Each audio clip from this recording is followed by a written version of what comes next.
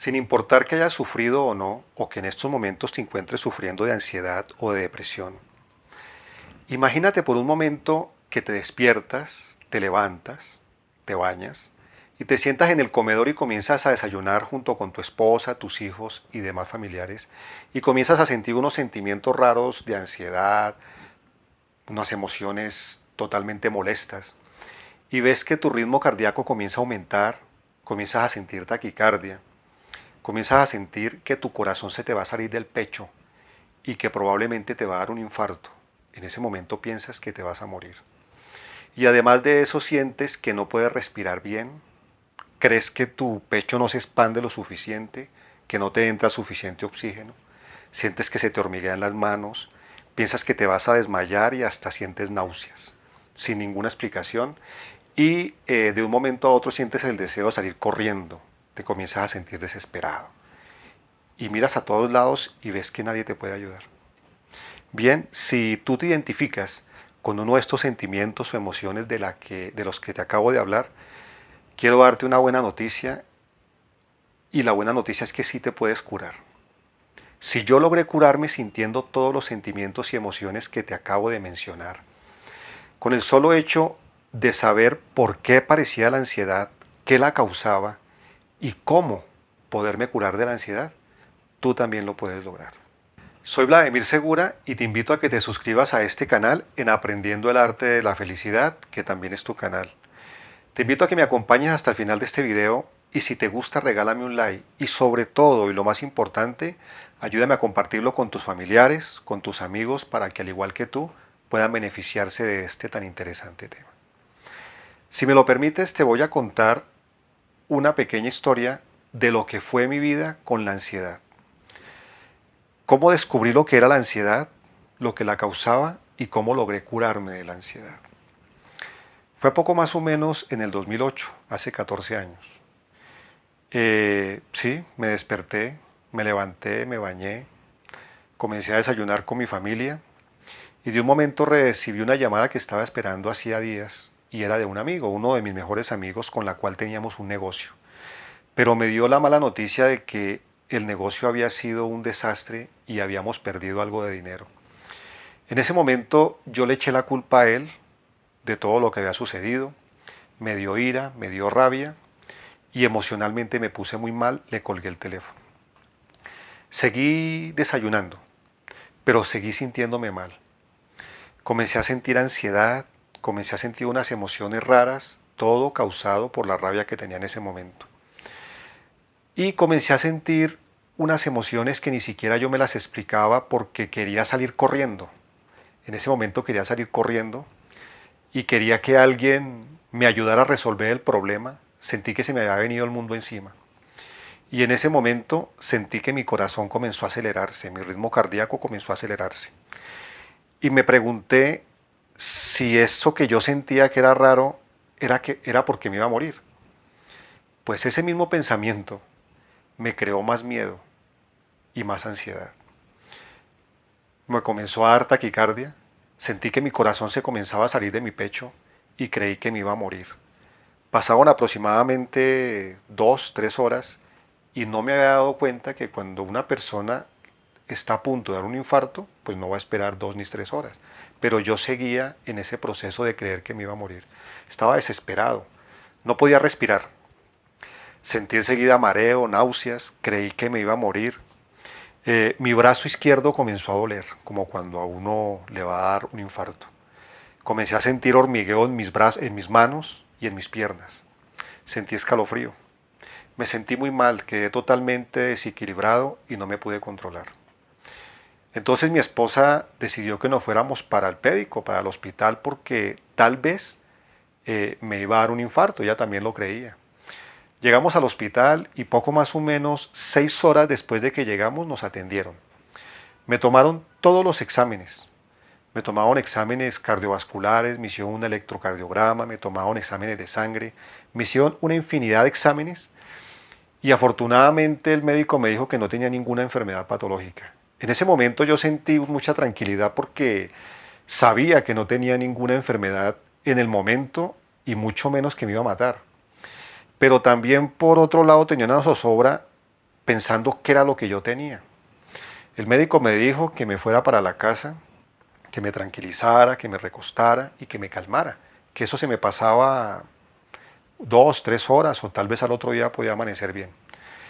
Yo confiando en el médico me fui para la casa, intenté recostarme, intenté descansar, pero la ansiedad antes comenzó a aumentar más. No pude controlar su aumento. Duré 3 días padeciendo esa ansiedad. Yo peso aproximadamente unos 75 kilos y perdí casi en esos 3 días 10 kilos porque yo no quería comer. No me daban ganas de levantarme, no quería comer, quería salirme del cuerpo porque me tenía desesperado. Todo lo que estaba sintiendo me sentía preso. En ese momento decía, es preferible estar preso en una cárcel, pero no estar preso de mi propio cuerpo. Bueno, fue tanta la crisis que mi esposa decidió más bien irnos para un hospital psiquiátrico. En ese momento fuimos a la Clínica de La Paz en Bogotá. Afortunadamente, cuando llegué de urgencias, no me demoraron lo que me demoraron en el hospital, que fueron 6 horas. Ahí me atendieron poco más o menos media hora después. Me atendió un buen psiquiatra que hoy se lo agradezco, me formuló unos antidepresivos y unos ansiolíticos, lo que hoy reconozco que son fármacos. Y poco más o menos 3 días después me curé totalmente. No sentía absolutamente nada, nada de ansiedad. Y en ese momento me sentí feliz y creí que el episodio ya había pasado, que eso simplemente había sido un momento de desespero, un momento de ira. Pero nunca me imaginé que el problema era muy profundo. En ese momento me sentí tranquilo, continué. Al otro día ya pude ir a trabajar y mi vida, digamos, aparentemente se normalizó. Duré 1 año y medio tomando los medicamentos y poco más o menos 3 meses después comenzó el desmonte. Me comenzaron a desmontar paulatinamente los medicamentos y cuando casi completé los 2 años me quitaron los medicamentos en su totalidad. 24 meses después de haber estado utilizando antidepresivos y ansiolíticos. El médico me preguntaba que cómo me sentía, yo le decía que muy bien, o sea, yo no sentía absolutamente nada, yo no me sentía ni afanado. Es más, en el lapso que utilicé los medicamentos, nunca me había sentido tan bien en mi vida. Pero 4 meses después de que me habían retirado los medicamentos, me dio de un momento a otro una crisis que no pude soportar. Me volvieron los trastornos de pánico, me volvió la ansiedad. En ese momento sentí miedo de volver a sentir lo que sentí la primera vez. O sea, sentí miedo de sentir miedo. Iba tan desesperado que decidí coger la moto que llevaba e irme directamente para el hospital. Mi esposa no me dejó solo, se subió a la moto y yo creo que ella andaba más asustada que yo. Afortunadamente no me pasó nada, llegué al hospital, me atendieron rápido, el médico me atendió y volvió y me formuló los antidepresivos, ansiolíticos, o sea, fármacos. Esos ansiolíticos básicamente son inhibidores de cortisol. El cortisol se conoce como la hormona del estrés. Digamos que el cortisol hasta un momento dado es bueno porque nos ayuda como mecanismo de defensa cuando sentimos un miedo normal, entonces nos ayuda a defendernos y a salvar nuestra vida. Pero cuando el cortisol lo segrega el cuerpo de una manera descomunal y a niveles muy altos, pues entonces ya no se genera un miedo normal como mecanismo de defensa, sino se genera un miedo neurótico. Y es cuando se desarrolla la ansiedad o se puede desarrollar la depresión y sobre todo los ataques de pánico. Bien, eso es lo que hacen los ansiolíticos y los antidepresivos, inhibidores de cortisol. Me formularon nuevamente estos medicamentos y los seguí tomando por 1 año. Pero en el momento en que me los formularon, ahí sí me hice muchas preguntas. Y el punto era el siguiente. ¿Por qué los medicamentos no me habían curado como yo lo había pensado? Yo creí que ya me había curado totalmente de la ansiedad y la depresión y de los trastornos de pánico. Pero ¿por qué cuando me retiran los medicamentos, pasados unos meses, yo vuelvo a tener esa crisis? Entonces pensé y dije, tal vez voy a volver a tener esa crisis. Aquí hay algo más. Aquí hay algo más que no pueden hacer los medicamentos. Tal vez los medicamentos en su totalidad no curan. Entonces voy a averiguar a ver qué es lo que sucede con estos medicamentos. Comencé a averiguar por Google, por YouTube, buscar información de lo que era la ansiedad, porque realmente, aunque el médico que me atendió era muy bueno, no me explicó lo que me estaba sucediendo, no me explicó lo que era la ansiedad, no me explicó lo que eran los ataques de pánico. Y buscando por internet encontré una infinidad de libros, y entre esos encontré un libro que me llamó mucho la atención, que se llamaba Adiós Ansiedad. Y en su portada tenía dibujado un laberinto, tenía un hombre libre y su título Adiós Ansiedad. Ese libro es de un gran psiquiatra estadounidense que se llama David Burns. Realmente es un científico estadounidense. Él ya se había ganado un bestseller porque había escrito un libro anterior que se llamaba Sentirse Bien, que estaba dedicado a la depresión. Entonces decidí comprar ese libro, lo importé desde España porque no lo había aquí en Colombia, y comencé, mientras tomaba los medicamentos, comencé a esperar con mucho deseo, mucha ansia que llegara el libro. Cuando llegué comencé a leerlo, pero lo empecé a leer con una esperanza, con una pasión y con una fe, que cuando terminé el libro me sentí un poco más liberado a pesar de que estaba tomando medicamentos y que David Burns aconsejaba en el libro que las personas que no usaran medicamentos se podían curar más fácilmente con el libro, que básicamente era un sistema que se llamaba la biblioterapia o se llama biblioterapia. O sea, tomar un texto, leerlo, hacer prácticas, manejar algunas herramientas y comenzar paulatinamente a curarse. Comencé a leer ese libro y me empecé a encontrar con algunas cosas muy interesantes. Entre esas que David Burns decía que no había que atacar los síntomas, sino que había que atacar las causas. Y precisamente yo no estaba tan errado cuando decía, es que los medicamentos no me están haciendo nada. Me están mejorando por un tiempo mientras los uso, pero cuando los dejo, otra vez vuelvo a tener una recaída. Y precisamente era por eso, porque realmente hay algo más de fondo que es lo que causa este tipo de estados emocionales y nos hace proclives a sufrir de esta manera. Entonces, claro, al atacar no los síntomas, sino las causas, íbamos a llegar al fondo del problema.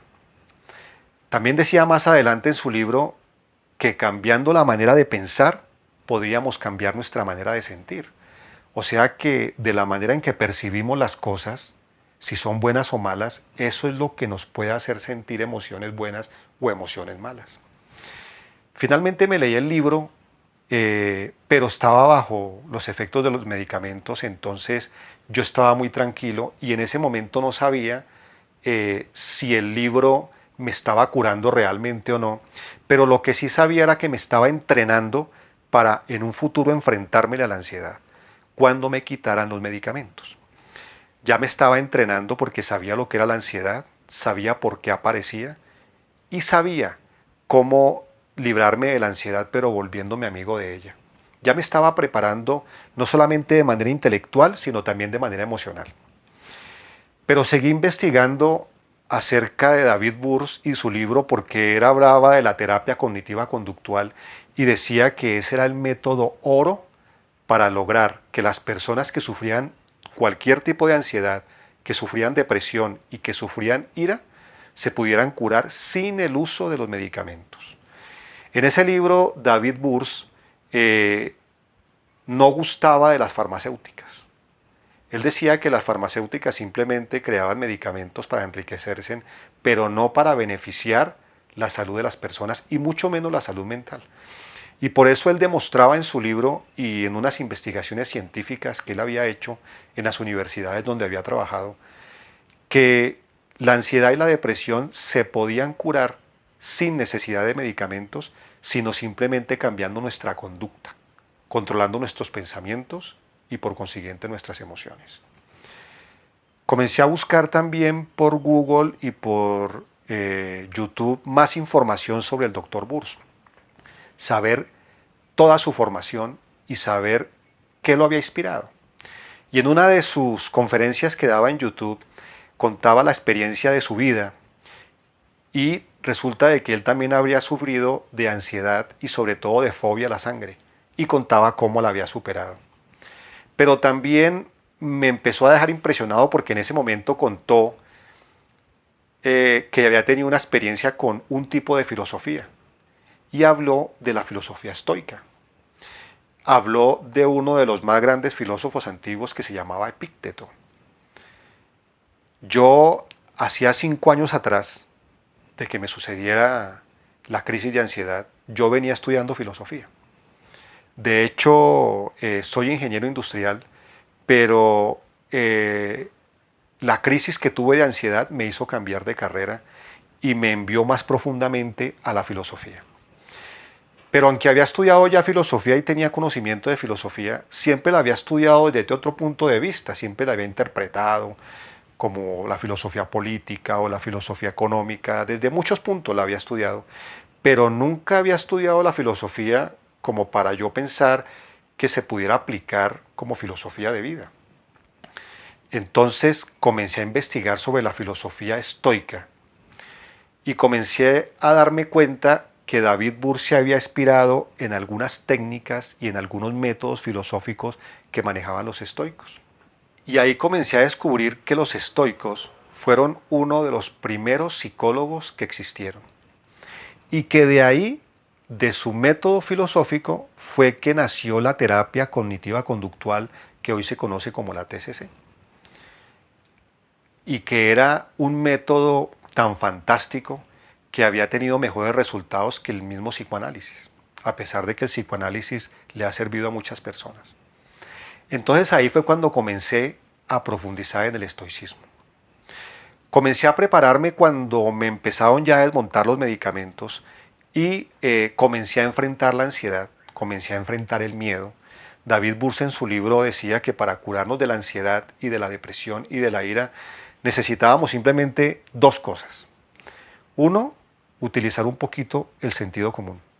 Y dos, tener mucho valor para enfrentarnos al monstruo y darnos cuenta de que no tenía dientes.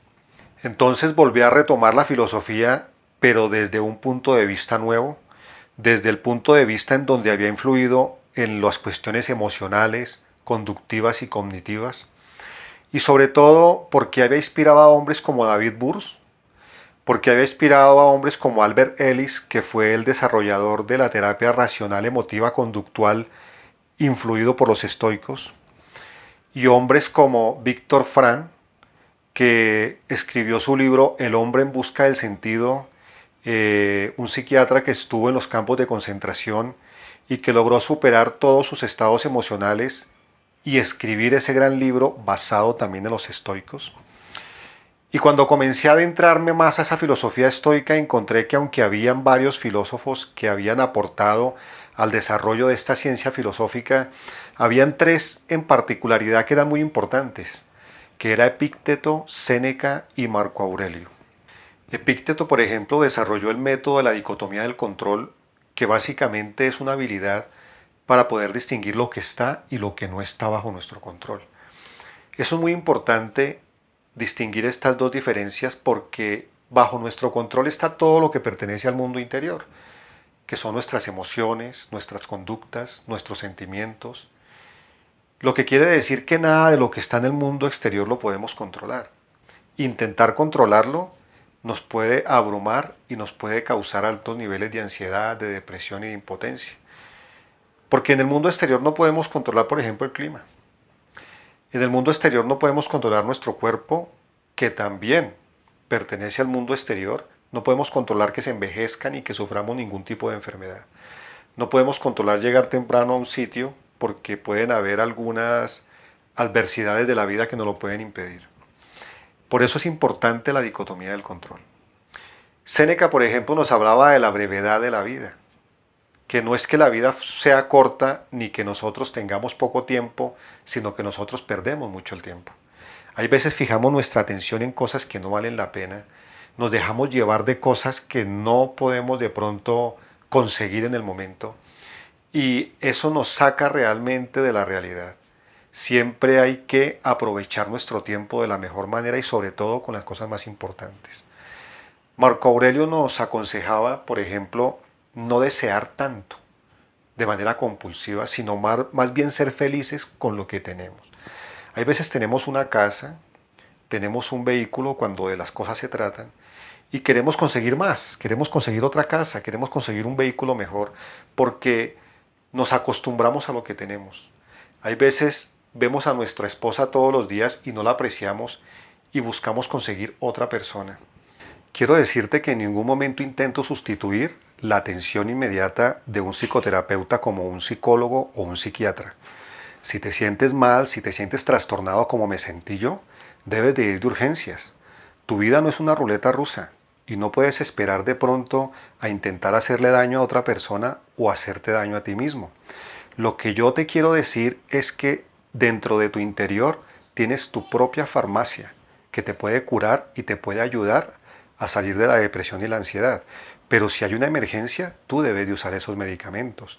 Lo que quiero es que analicemos juntos el porqué de las causas y cómo te puedes curar de eso. En cuanto a lo que es la ansiedad, además de ser un sentimiento, la ansiedad es la manera con que el cuerpo se comunica con nosotros. Entonces la ansiedad nos decía, hey, tienes que cambiar tus conductas, tus emociones, tus pensamientos que están un poco distorsionados, pero yo no la escuchaba. Hasta que la ansiedad se fue cansando y me dijo, ya no más. Y de manera contundente comenzó a hacer que yo sintiera las emociones tan fuertes, tan potentes, esos ataques de pánico que no son nada deseables, y me dijo, ya no más. Y me dijo, esto es lo que vas a sentir si no cambias tus conductas, tus sentimientos y tus pensamientos. Y vas a usar medicamentos y cada vez que te los quiten, vas a volver a sentir ansiedad. Y vas a volver a utilizar medicamentos. Y vas a volver a sentir ansiedad hasta que no cambies tu manera de pensar, hasta que no cambies tu manera de ser. Cuando cambies tu manera de ser y te conviertas literalmente en otra persona, yo me voy a ir y tú te vas a cuidar de la ansiedad.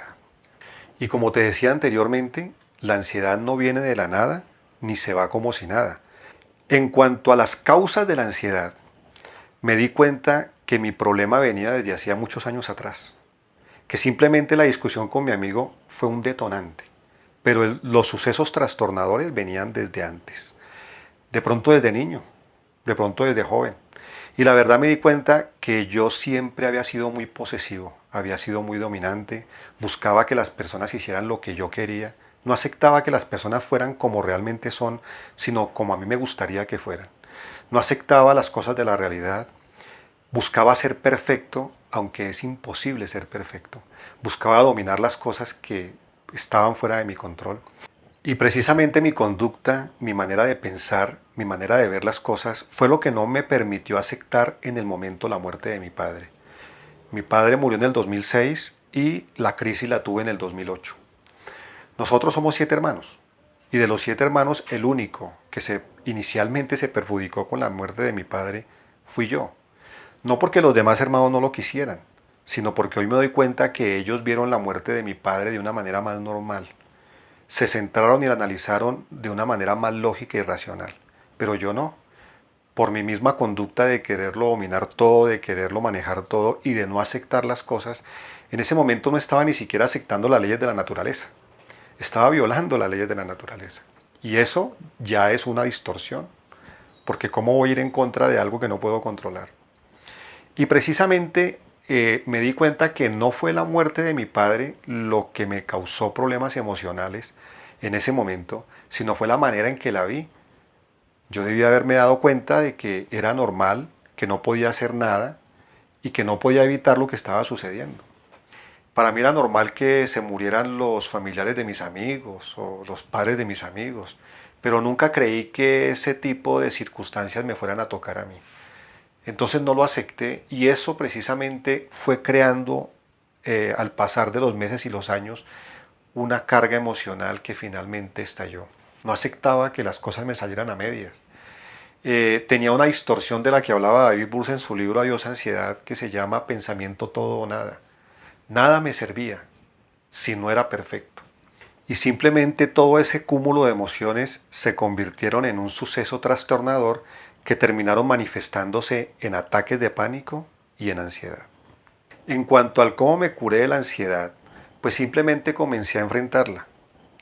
Comencé a dejar que ella llegara, comencé a sentir los sentimientos, las emociones, me sentaba tranquilo y decía, bueno, si me vas a acabar, acábame, o si no, déjame tranquilo. Pero ya no sentía miedo, ya sabía que la ansiedad no me iba a hacer nada. La ansiedad intentaba hacerme sentir las sensaciones que había sentido antes, pero como yo estaba tranquilo, sabía que nada de eso era cierto y simplemente era un estado emocional, pues simplemente la ansiedad comenzó a debilitarse hasta que fue desapareciendo. De un momento a otro intentaba nuevamente atacarme la ansiedad, volvía y me sentaba y esperaba a que pasaran todas las sensaciones y comenzaba a observarla, a ver qué era lo que iba a hacer la ansiedad conmigo. Hay veces me reía de la ansiedad, le decía a la ansiedad que era muy débil, que esperaba más de ella, que fuera más potente, que necesitara que me acabara. Y así empecé a perderle el miedo a la ansiedad y la ansiedad se empezó a debilitar. Pero también a esto hay que ajustarle otra cosa y anexarle otra cosa. Había que cambiar precisamente los comportamientos que me venían afectando. Me comencé a volver más sereno, más tranquilo, a preocuparme menos por cosas que realmente no estaban bajo mi responsabilidad, aprender a no responder mucho a los insultos, aprender a discutir con otra persona, pero no de manera a manera de ira. No me dejaba llevar por esos sentimientos, no me dejaba llevar por el odio. Entonces me convertí en una persona muy, pero muy tranquila.